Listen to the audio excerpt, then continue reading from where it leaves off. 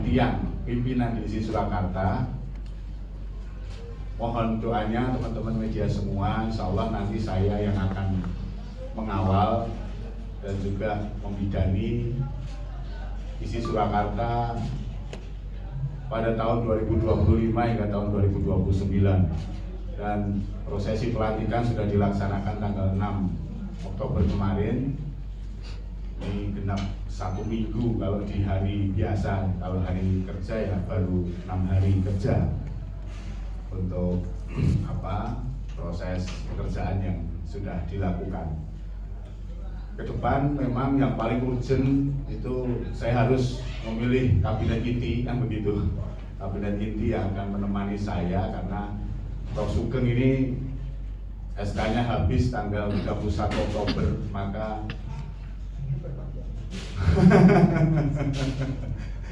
ini nanti kita akan melakukan telaah terkait dengan siapa-siapa yang nanti akan menemani saya dalam mengawal visi ke arah pengembangannya. Nah, satu hal yang ingin coba kami nanti ke kabinet ISI Surakarta yang baru, ya kita memang punya gagasan baru terkait dengan transformasi pendidikan tinggi yang juga dipesankan oleh Mendikbudristek Profesor Brian Yulianto, bahwa perguruan tinggi di Indonesia itu harus bertransformasi, harus lebih adaptif merespon kemajuan teknologi. Nah, karena ISI Surakarta juga masuk di lingkup Kemendikbudristek, maka kita juga harus melakukan transformasi tersebut. Oleh karena itu ada satu tagline yang nanti saya jadikan pegangan atau acuan untuk melangkah lebih jauh, yaitu aksi kolaboratif.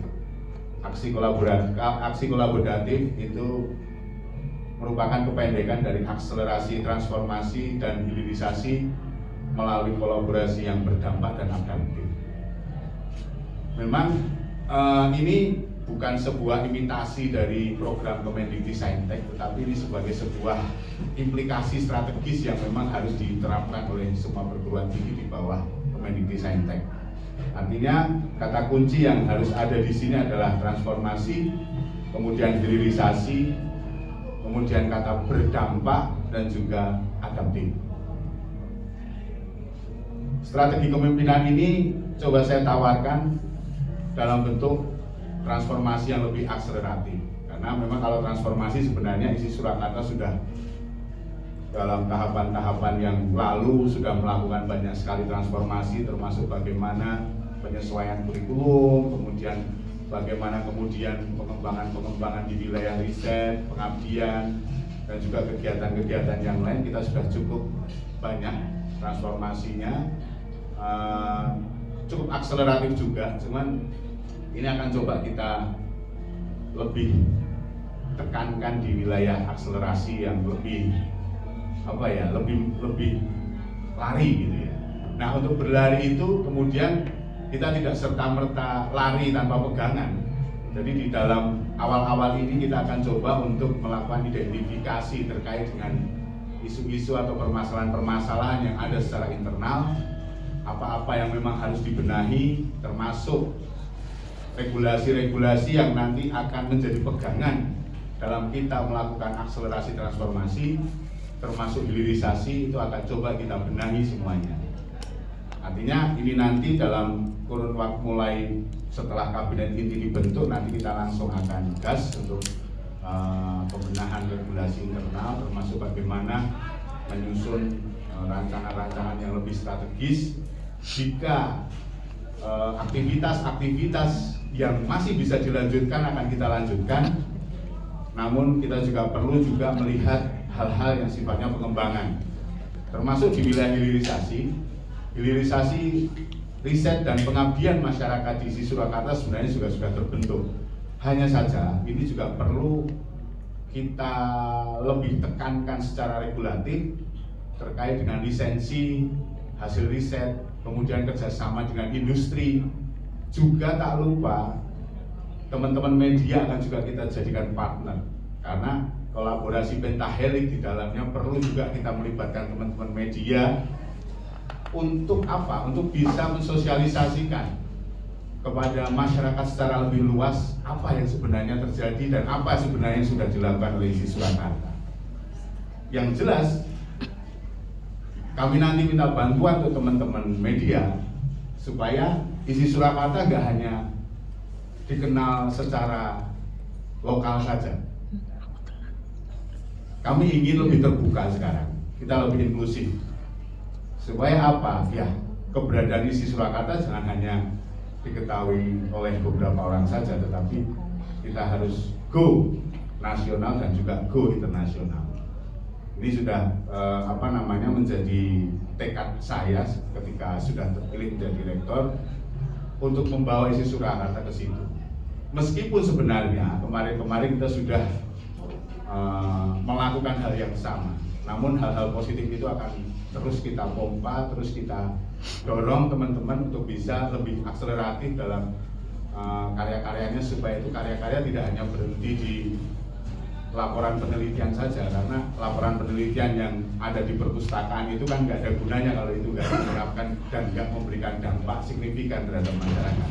Artinya ini akan kita coba untuk rekognisi bagaimana nanti agar bisa itu berdampak langsung kepada masyarakat itu seperti apa. Makanya perlu kerjasama, perlu kolaborasi di sini. Tagline utama saya tadi saya sampaikan, aksi kolaboratif salah satu pilarnya adalah kolaborasi. Kolaborasi ini kita tekankan kolaborasi pentahelix. Artinya dari dunia akademisi, kemudian dari dunia pemerintah, dari komunitas, dari dunia industri, dan yang kelima pentanya itu adalah media. Yang selama ini mungkin kita belum banyak menyentuh media, tapi karena saya juga pengen teman-teman media juga program-program ini bisa berdampak lebih luas.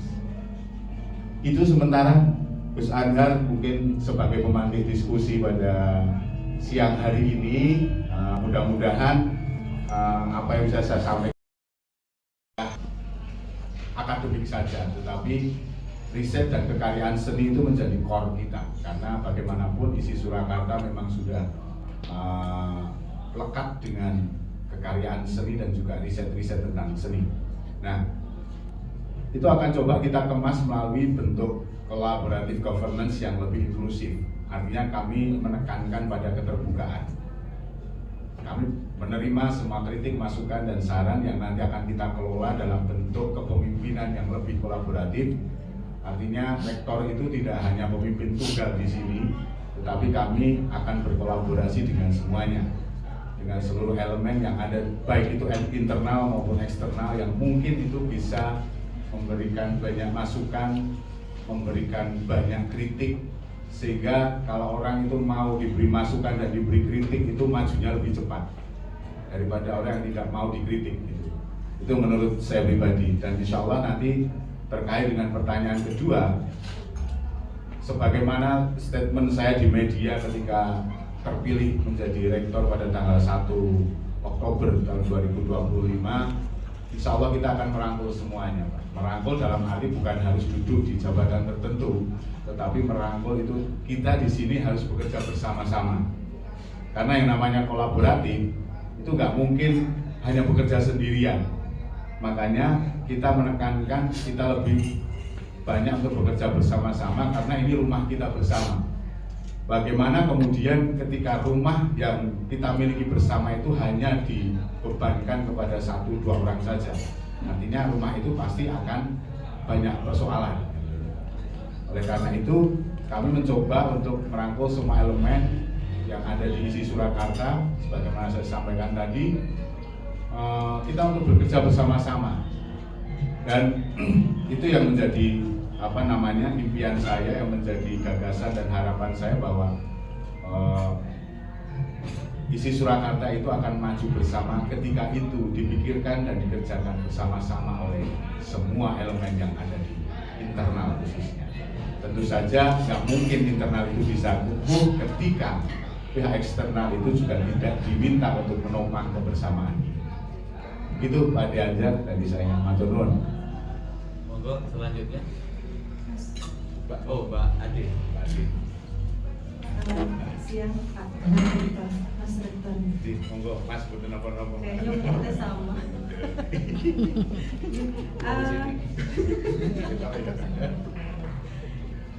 Isi ini spesial menurut saya. Jadi tidak sekedar pendidikan yang kita dapat nanti sebagai apa ya, sebagai narasumber untuk berita pendidikan, tapi juga seni dan budaya.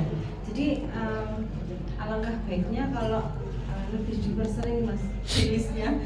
Kadang kita kan nggak tahu prestasi apa yang sudah diraih masing-masing, entah itu dosen atau mahasiswa.